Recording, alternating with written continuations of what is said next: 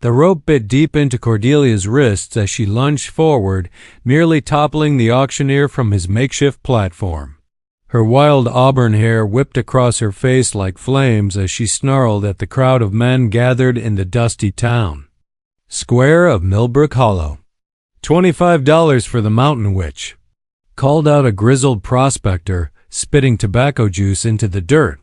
Though she likely burn your barn down within a week. Cordelia's emerald eyes blazed with fury. I ain't property, you mangy coyotes. Let me loose and I'll show you what wild really means. From the back of the crowd, a tall figure in a weathered Stetson stepped forward. Lysander Colt hadn't spoken to another soul in 3 years, not since tuberculosis took his beloved wife, Magnolia. The townsfolk called him the Ghost Rancher, for he moved through life like a specter, tending his cattle with mechanical precision but no heart. $50, his voice cut through the jeers like a blade through silk. The crowd fell silent. Even Cordelia stopped struggling, her fierce gaze locking on to the stranger's steel-gray eyes. There was something in those depths, a pain that matched her own wild desperation. Sold to Lysander Colt. The auctioneer banged his gavel with obvious relief as Lysander approached to claim his purchase. Cordelia whispered something that made his blood freeze in his veins. The morning glories will bloom twice this season, just like she always said they would. Those exact words, Magnolia's last coherent sentence before the fever took her. Words no living soul should know. The mountain woman's bonds fell away as Lysander fumbled with the knots, his hands trembling. How could this wild creature possibly know his wife's final prophecy? Cordelia rubbed her raw wrists, studying his face with an intensity that unnerved him. "You're him," she breathed, her voice losing its savage edge. "The one she told me about in the fever dreams." "What fever dreams?"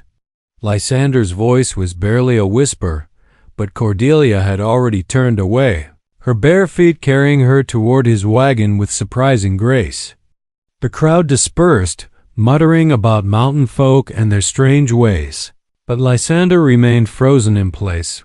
The ride to his ranch passed in tense silence. Cordelia sat rigid beside him, her wild energy coiled like a rattlesnake ready to strike. She'd been living in the mountains since childhood, raised by her grandmother after her parents died in a mine collapse. The townspeople feared her herb knowledge and claimed she communed with spirits, accusations that had led to her arrest for witchcraft. When they reached the Colt Ranch, a sprawling property nestled against the foothills, Cordelia's demeanor shifted. She walked straight to Magnolia's untended garden, kneeling beside the withered morning glory vines that hadn't bloomed in 3 years. "She's still here," Cordelia murmured, her fingers trailing through the dusty soil, "waiting for someone to tend what she loved." Lysander watched from the porch, his heart hammering against his ribs. This strange woman spoke of his dead wife as if she were merely in the next room. Dawn broke over the Colt Ranch, with Cordelia already working in Magnolia's garden, her wild hair braided back with strips of leather. Lysander watched from his kitchen window as she coaxed life from soil that had been barren for years, her movements fluid and purposeful. He'd given her the guest room, though she'd barely touched the bed. Instead, she'd spent the night on the porch, speaking in low whispers to the mountain wind. The townspeople called her mad, but there was method in everything she did, from the way she arranged river stones around the garden to the herbs she'd begun drying on the kitchen windowsill. "Your wife planted these morning glories the year she died," Cordelia said without turning around as Lysander approached with coffee. "She knew she wouldn't see them bloom, but she planted them anyway. For you." Lysander set the cup on the porch rail, his hands unsteady. "How do you know these things?" Cordelia rose, wiping soil from her hands on her rough-spun dress. In daylight, he could see she was younger than he'd first thought, perhaps 25 to his 32 years. Her beauty was unconventional, wild as the mountain laurel, but it struck him like a physical blow. My grandmother taught me to. Listen, she said simply. The dying often speak to those who'll hear them. Your magnolia... She spoke of you often in those final days.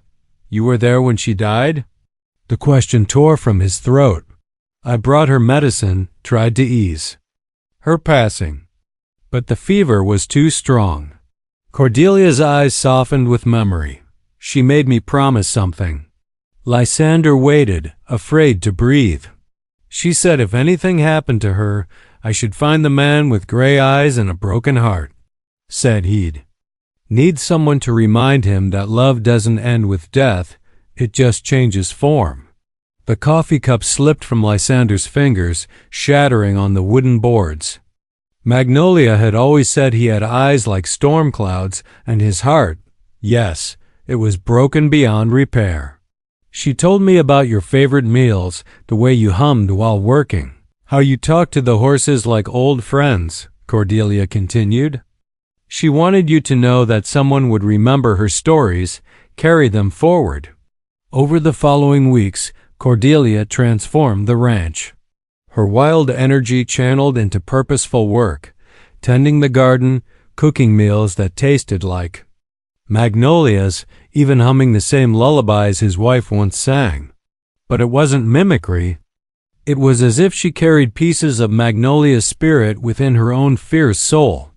The townspeople whispered when they saw her at the general store, purchasing supplies with Lysander's money. Some called her his mistress, others his servant. A few brave souls suggested she'd bewitched him entirely. Lysander found he didn't care about their gossip. For the first time in 3 years, his ranch felt alive again. The morning glories had indeed begun to bloom, their purple trumpets opening to greet each dawn. Cordelia tended them with reverent care, often speaking to them in words too soft for him to hear. One evening, as they sat on the porch watching the sunset paint the mountains gold, Cordelia broke their comfortable silence. She's waiting for you to forgive yourself, she said quietly. Lysander's jaw tightened. For what? For not being able to save her. For choosing the cattle drive over staying home when she first took sick. For loving her so much that her death nearly killed you too. The first storm of autumn brought more than rain to the Colt Ranch. As lightning split the purple sky and thunder rolled across the valley, Cordelia began speaking in a voice that wasn't entirely her own. Lysander found her in the parlor, standing before Magnolia's portrait, her green eyes glazed with an otherworldly light. The words that spilled from her lips made his blood run cold. Darling, the morning glories bloomed just as I promised. But you're still carrying guilt that isn't yours to bear. It was Magnolia's voice, the soft southern drawl she'd brought from Georgia when they married. Lysander stumbled backward, his rational mind rejecting what his heart recognized as truth. You're not real, he whispered. Cordelia, stop this madness. But Cordelia, or whoever spoke through her, continued. Remember our wedding night, when you promised to love me beyond death? I'm holding you to that promise, my stubborn cowboy. Love doesn't mean mourning forever. The storm raged harder, and Cordelia swayed on her feet. When the lightning faded, her own consciousness returned, leaving her gasping and disoriented. Lysander caught her as she collapsed, her body trembling with exhaustion. What happened? She asked weakly. You ...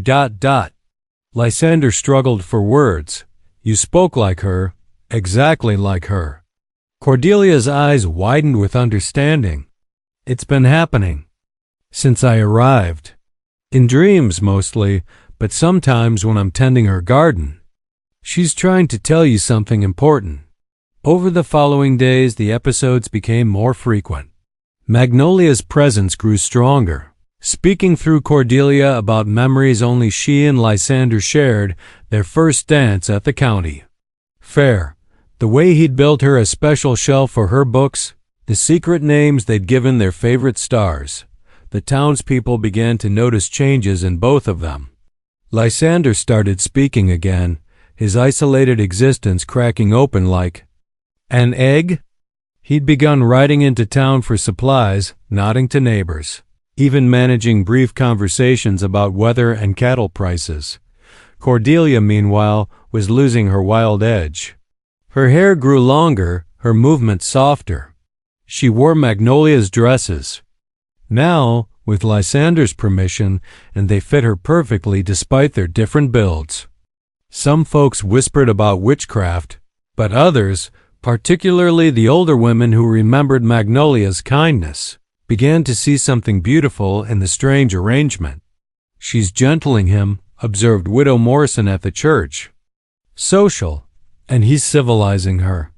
Might be the Lord works in mysterious ways, but Pastor Hutchinson was less charitable. That woman consorts with spirits," he declared from his pulpit. "Mark my words, no good will come of this unholy union." One evening, as Cordelia worked by lamplight mending one of Lysander's shirts, she looked up to find him watching her with an expression she couldn't read. "You're falling in love with her," she said quietly, "through me." Lysander didn't deny it. "And you? Are you still yourself when she's speaking?" "I don't know anymore," Cordelia admitted. "Sometimes I feel like I'm drowning in her memories, her love for you. Other times I think maybe she's giving me the courage to feel things I never let myself feel before." "What do you mean?" Cordelia set down her needlework, her hands trembling slightly. "I've been alone so long, I forgot what it felt like to be wanted. To be needed for more than herb healing and spirit speaking. You look at me, at her through me, and I feel beautiful, worthy." Winter arrived early that year, blanketing the Colt Ranch in pristine snow. Cordelia had grown quieter as the cold deepened, spending long hours by the fire with Magnolia's journal spread across her lap.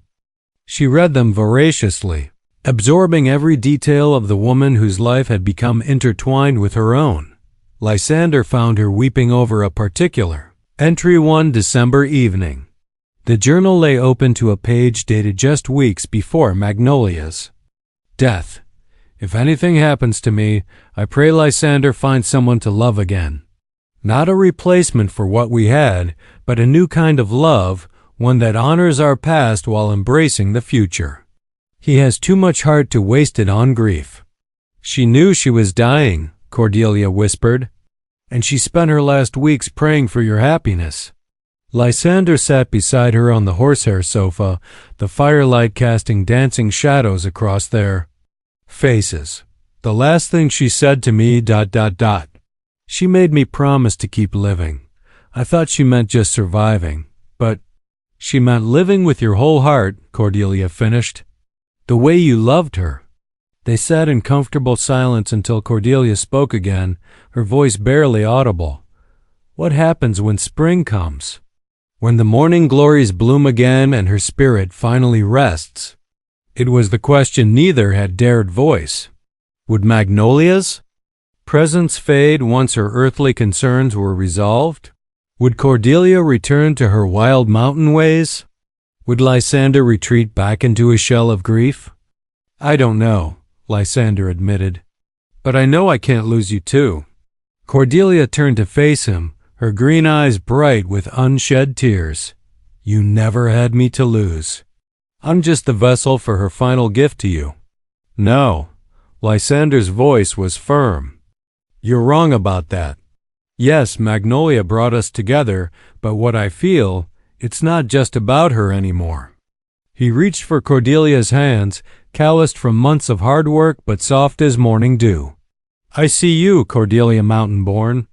I see your fierce spirit, your gentle heart, the way you've breathed life back into this place. I see the woman who saved a dying stranger's last wishes, who tended a garden that wasn't hers, who let another soul speak through her own." Tears spilled down Cordelia's cheeks. "And if the spirits leave me? If I go back to being the wild woman they dragged from the mountains? Then I'll love that woman too," Lysander said simply. "The mountain witch who whispers to the wind, who knows the secrets of herbs and stones." I'll love every part of you, Cordelia, the wild and the gentle, the earthly and the spiritual." That night, for the first time since arriving at the ranch, Cordelia didn't speak to the spirits. Instead, she let Lysander hold her as the snow fell softly outside their windows, and she allowed herself to believe in a future she'd never imagined possible. But their peace was short-lived. The next morning brought unwelcome visitors, Sheriff Bradley and Pastor Hutchinson, accompanied by several prominent townsmen. Lysander Colt, the sheriff, announced grimly, "We've come about the woman. There's been talk ... What kind of talk?" Lysander stepped protectively in front of Cordelia.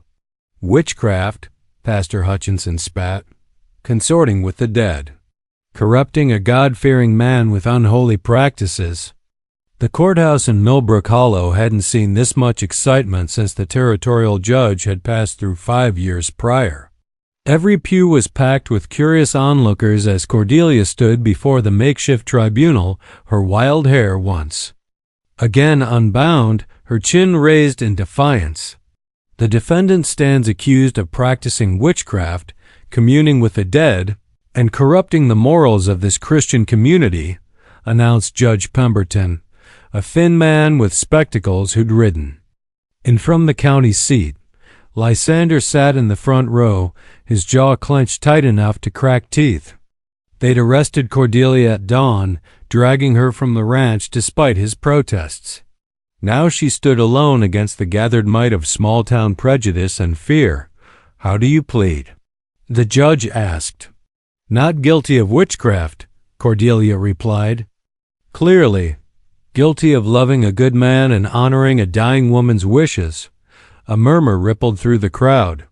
Pastor Hutchinson rose to his feet.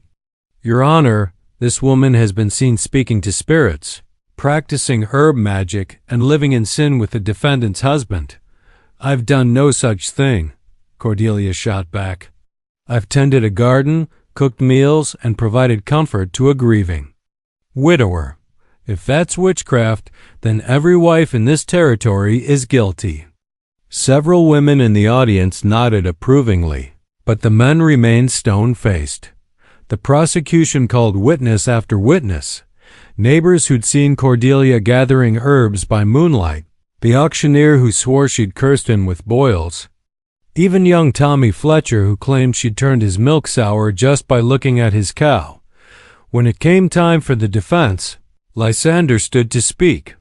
"I've known Cordelia Mountainborn for 6 months," he began, his voice carrying to every corner of the room. "In that time, she's shown me nothing but kindness, wisdom, and compassion. She brought life back to my dying ranch, hope back to my broken heart, and purpose back to my empty days." "And how did she accomplish these miracles?" sneered the prosecutor. "Through hard work, good cooking, and genuine care for another human being," Lysander replied. "The same way any decent woman would." "What about the spirits? The claims that she speaks with your dead wife?" Lysander was quiet for a long moment, weighing his words carefully. "My wife was a woman of deep faith and stronger love. If her spirit found a way to ease my suffering and guide me toward happiness again, I consider that God's mercy, not the devil's work." The courtroom erupted in arguments and debates. Some called it blasphemy, others found it romantic. Judge Pemberton banged his gavel repeatedly until order was restored.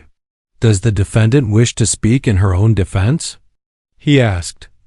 Cordelia rose gracefully, her green eyes scanning the hostile faces before her.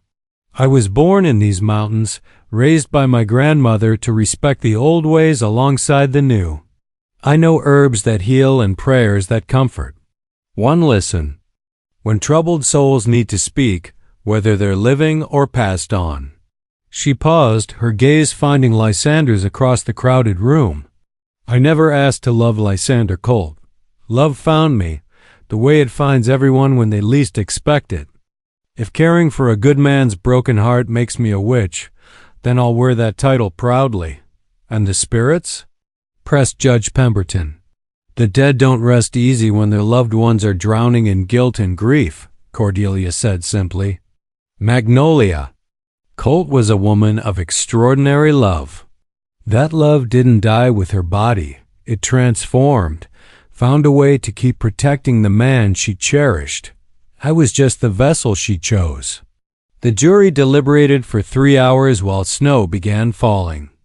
Outside the courthouse windows, Cordelia sat in the defendant's chair, her wrists once again bound with rope, while Lysander paced the aisle like a caged wolf.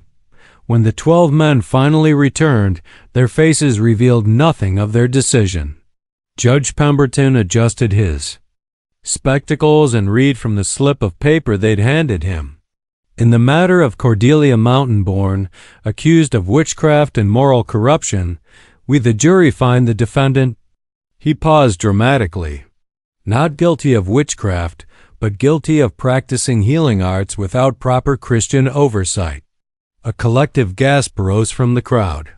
It was a compromise verdict, acknowledging Cordelia's abilities while condemning their unconventional nature. However, the judge continued, given the unusual circumstances and the defendant's obvious good intentions, this court sentences her to marry Lysander Colt immediately under the supervision of Pastor Hutchinson, and to cease all spiritual communications forthwith. Lysander stared at the judge in shock. You're ordering us to marry? It's the only way to preserve both your reputations and legitimize this irregular arrangement, Judge Pemberton explained. Unless, of course, the defendant prefers to return to the mountains alone. Cordelia looked at Lysander, her heart hammering against her ribs. They'd spoken of love the night before, but marriage? Under these circumstances, with the entire community watching and judging their every move? Cordelia, Lysander said softly, crossing to where she sat, you don't have to do this. I'll find another way to protect you. She studied his storm gray eyes, seeing the same uncertainty she felt reflected there. Then, suddenly she heard it. Magnolia's voice, faint as morning mist but unmistakably present. Say yes, dear heart. He needs you, and you need him. Love will find its way. I accept the court's decision, Cordelia announced clearly. I'll marry Lysander Colt. The wedding took place immediately, right there in the courthouse with Judge Pemberton officiating, and the entire town as witnesses. Cordelia wore her simple mountain dress while Lysander stood beside her in his best suit, retrieved hastily from the ranch. Pastor Hutchinson provided the religious blessing with obvious reluctance, warning them both about the sanctity of Christian marriage and the dangers of backsliding into heathen ways. Do you, Lysander Colt, take this woman to be your lawfully wedded wife, to honor and protect her according to God's holy ordinance? I do, Lysander said firmly, his eyes never leaving Cordelia's face. And do you, Cordelia Mountainborn, take this man to be your lawfully wedded husband, to love and obey him in all Christian virtues? Cordelia hesitated only a moment. I do. As they exchanged simple gold bands purchased hastily from the general store, Cordelia felt a strange lightness fill her chest. The spiritual weight she'd carried for months seemed to lift slightly, as if Magnolia's presence was stepping back to give them room to breathe. The townspeople filed out slowly, some offering grudging congratulations, others muttering about forced marriages and mountain witches. Widow Morrison surprised everyone by hugging Cordelia warmly. Welcome to the family, dear, she whispered. Magnolia would be proud. That evening, back at the ranch, Lysander and Cordelia sat before the fire as husband and wife, both uncertain. What came next? The marriage had been arranged by legal decree, but their feelings were real and growing stronger by the day. Do you regret it? Lysander asked quietly.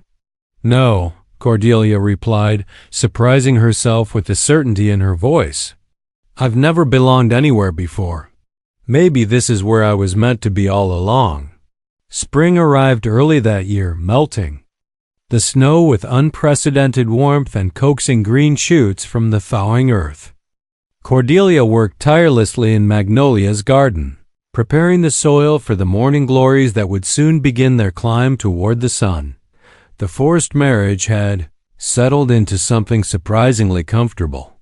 Lysander treated Cordelia with respectful courtesy, giving her space to adjust to their new arrangement while slowly letting down his own carefully constructed walls.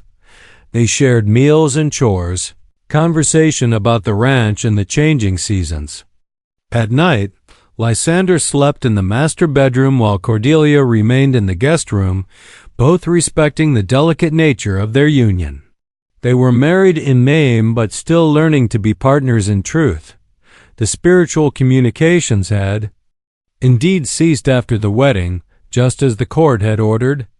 Magnolia's presence, once so vivid and constant, had faded to the occasional whisper on the wind or flicker of movement in Cordelia's peripheral vision. It was as if the marriage had somehow freed Magnolia's spirit to rest at last. "Do you miss her?" Cordelia asked one evening as they sat on the porch watching the sunset paint the mountains gold. "Every day," Lysander admitted, "but differently now. The grief doesn't consume me like it used to. I can remember her with gratitude instead of despair. She loved you very much, I know. And I'm finally beginning to understand what she meant about keeping on living." He turned to look at Cordelia, studying the way the fading light caught the copper highlights in her hair. "She brought you to me, didn't she?" "All of it. The arrest, the sale, everything. It was her way of making sure we'd find each other." Cordelia smiled softly. Magnolia was always good at solving problems, even from beyond the grave, apparently. That night, as Cordelia prepared for bed, she heard a soft knock on her door. Lysander stood in the hallway, his expression vulnerable. In the lamplight, "I was wondering," he said hesitantly, "if you might consider, that is, if you'd be comfortable sharing the master bedroom as husband and wife." Cordelia's heart fluttered like a captured bird. They'd been married 3 months now, growing closer each day, but this was the final step, the one that would make their union complete. "Are you certain?" she asked. "Not because the law says we should, but because you want to?" "I've never been more certain of anything," Lysander replied. "I love you, Cordelia. Not as a replacement for what I lost, but as the woman who brought me back to life. The woman who made me remember that my heart was capable of loving again." Cordelia stepped forward, her hand finding his chest where his heart beat strong and steady. "And I love you, Lysander Culp, the man who saw past the wild mountain woman to find someone worth saving." Their first kiss was gentle, tentative, flavored, with the promise of all the tomorrows they'd share. When they broke apart, Cordelia noticed that the morning glory vines outside her window had begun to bloom weeks ahead of schedule, their purple trumpets opening to catch the moonlight. "Look," she whispered, pointing to the flowers. Lysander smiled, wrapping his arms around his wife. She kept her promise. "They're blooming twice this season, just like she said they would." As they stood together in the doorway, watching the impossible flowers dance in the night breeze, Cordelia felt the last whisper of Magnolia's presence. A soft benediction, a loving farewell, a mother's blessing on the new life taking root in the soil of old sorrows. By autumn, the transformation of both the ranch and its inhabitants was complete. Cordelia had traded her rough mountain clothes for practical dresses that suited a rancher's wife, while Lysander had shed his haunted isolation for the confident bearing of a man at peace with his past. The morning glories had indeed bloomed twice that season, creating cascades of purple flowers that drew visitors from neighboring counties. People came to see the miracle garden, though they stayed to witness the obvious happiness of the couple who tended it. Cordelia's reputation in town had shifted from feared witch to respected healer. Women sought her out for herb remedies and advice about difficult births, while men tipped their hats respectfully when she passed. Even Pastor Hutchinson had grudgingly admitted that her influence on Lysander seemed to be entirely wholesome. "She's made him human again," observed Widow Morrison to her quilting circle. "Haven't seen him smile like that since before poor Magnolia took sick." The couple had fallen into comfortable rhythms, working side by side during the day, sharing quiet evenings by the fire, talking late into the night about their dreams for the future. The physical intimacy had grown naturally from emotional connection, and now they moved through their days with the easy partnership of people truly mated. One crisp October morning, as Cordelia worked to harvest the last of the garden's bounty, she suddenly straightened with a gasp, her hand flying to her stomach. Lysander looked up from mending fence nearby. "What is it? Are you hurt?" Cordelia shook her head, her eyes wide with wonder. "No, not hurt. I think I might be with child." The words hung in the autumn air between them like golden leaves waiting to fall. Lysander dropped his tools and crossed to her in 3 long strides, his hands gentle as they covered hers on her still flat belly. "Are you certain?" "As certain as a woman can be in the early weeks," Cordelia replied, her voice trembling with joy and fear in equal measure. "I've missed my monthly courses, and this morning the smell of coffee made me sick as a poison dog." Lysander lifted her off her feet, spinning her around until she laughed and begged him to stop. When he set her down, his eyes were bright with tears. "A baby," he whispered. "Magnolia always wanted children, but ... But now there will be a child," Cordelia finished softly. "A new life born from our love, blessed by her memory." As if summoned by their joy, a flock of mourning doves settled in the nearby trees, their soft cooing creating a natural symphony. Cordelia looked up at them and smiled, feeling the presence of benevolent spirits watching over this moment of pure happiness. That evening, they shared the news with their nearest neighbors, who received it with genuine celebration. The idea of new life coming to the Colt Ranch seemed to complete some cosmic circle, bringing the story that had begun with death and grief to a triumphant new chapter. Winter passed peacefully as Cordelia's belly grew round with promise. Lysander fussed over her like a mother hen, insisting she rest while he took over more of the household chores. She humored his protectiveness while secretly delighting in his attentiveness. The townspeople rallied around them in ways that surprised and touched both husband and wife. Women brought baby clothes and practical advice, while men helped Lysander prepare a nursery in the small room adjacent to the master bedroom. Spring returned to the Colt Ranch with unprecedented beauty. The morning glories, now in their 3rd season under Cordelia's care, had spread beyond the original garden to climb the porch posts and frame the windows of the house. Their purple blooms seemed to dance with anticipation as Cordelia entered her final weeks of pregnancy. On a warm May morning, as the sun painted the mountains rose gold and the air thrummed with the promise of new beginnings, Cordelia's labor began. Widow Morrison and Dr. Fletcher arrived within hours, turning the master bedroom into a birthing chamber filled with competent female energy. Lysander paced the parlor, his boots wearing grooves in the wooden floor as he listened to the sounds from upstairs. This was women's work, they'd told him firmly, but his heart labored alongside his wife's with every contraction dot as the sun reached its zenith. A thin wail pierced the afternoon air, the unmistakable cry of a newborn taking her first breath. Lysander froze mid-stride, his own breath caught in his throat. "It's a girl," Widow Morrison called down the stairs. "A perfect, beautiful girl."